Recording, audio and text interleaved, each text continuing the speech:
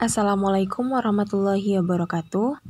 Pada video kali ini kita akan membahas tentang klasifikasi makhluk hidup. Lanjutan pembelajaran kemarin. Kemarin kita sudah membahas tentang ciri-ciri makhluk hidup, apa yang membedakannya dengan benda mati. Sekarang kita akan masuk pada klasifikasi makhluk hidup. Jadi disimak baik-baik ya. Agar lebih mudah dalam mempelajari makhluk hidup, dikenal dengan istilah klasifikasi. Apa itu klasifikasi? Klasifikasi adalah pengelompokan organisme berdasarkan persamaan dan perbedaan ciri morfologi, anatomi, fisiologi, dan biokimia. Pada makhluk hidup, proses klasifikasi dilakukan melalui 3 tahapan. Yang pertama, kita identifikasi ciri-ciri makhluk hidupnya. Yang kedua, pengelompokan makhluk hidup. Yang ketiga, pemberian nama makhluk hidup. Nah, ini dia Carolus Linnaeus. Dia yang pertama kali memperkenalkan sistem klasifikasi makhluk hidup dengan cara mengurutkan makhluk hidup dari yang tertinggi hingga terendah. Di mana semakin tinggi tingkatan klasifikasi, semakin sedikit persamaan cirinya. Sebaliknya, semakin rendah tingkat klasifikasinya, semakin banyak persamaan ciri yang dimiliki. Tingkatan-tingkatan pada klasifikasi disebut dengan takson. Takson tertinggi adalah kingdom, sementara takson terendahnya adalah spesies. Nah, ini dia urutan takson dari tertinggi hingga takson terendah. Untuk mengelompokkan makhluk hidup, para ilmuwan memperkenalkan sistem pengelompokan makhluk hidup yang dikenal dengan kunci determinasi. Jadi kunci determinasi ini merupakan cara atau langkah yang digunakan untuk mengenali makhluk hidup atau mengelompokkannya dengan taksonnya yang sesuai. Kunci determinasi disebut juga dengan kunci dikotom, di mana dia terdiri atas 2 keterangan ciri-ciri makhluk hidup yang saling berlawanan. Kunci determinasi ini terdiri dari 2 pernyataan ciri-ciri morfologi makhluk hidup. Jika ada salah satu ciri yang cocok, maka ciri yang berlawanan tersebut dianggap gugur.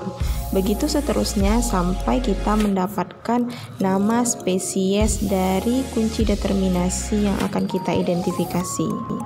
Untuk mempermudah pengenalan suatu spesies makhluk hidup, Carolus Linnaeus memperkenalkan sistem penamaan pada makhluk hidup yang dikenal dengan binomial nomenklatur.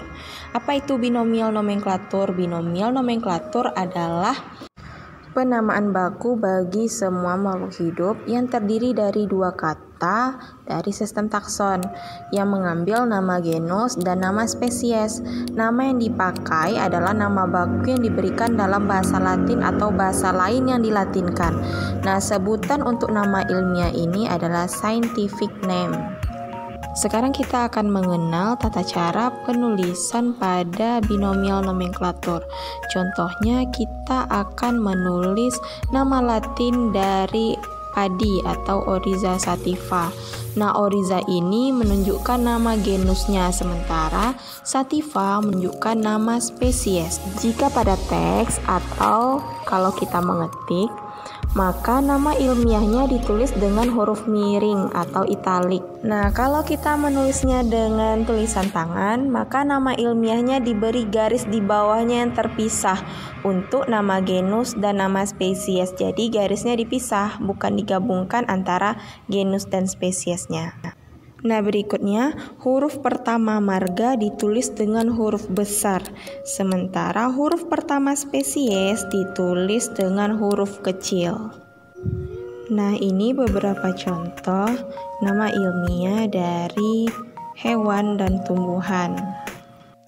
Nah, sekian penjelasan Umi tentang klasifikasi makhluk hidup, khususnya pada kunci determinasi dan binomial nomenklatur. Jangan lupa dicatat di buku tulisnya inti-inti pembelajaran atau poin-poin penting yang sudah Umi sampaikan pada video. Tugas untuk antum di rumah, tulis 5 nama ilmiah dari makhluk hidup yang ada di sekitar antum.